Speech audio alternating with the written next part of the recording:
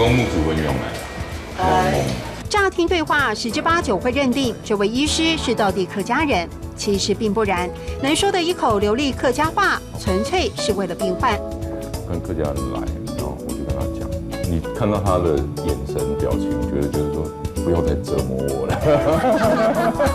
加拿大时期阶段，和讲广东话的病患只能笔谈看诊。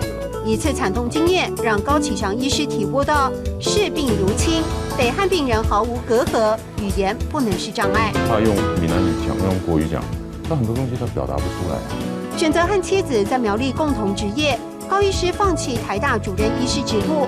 说起当年的下乡经验，明显的城乡差距。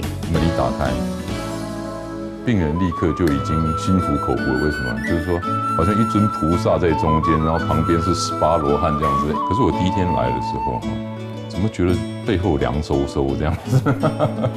在民风淳朴的客家庄，高启强医师找回心中向往的医病关系，一句亲切问候，让人无比安心。安久没看到你哦，安久没看到我，好久没有看到你喽。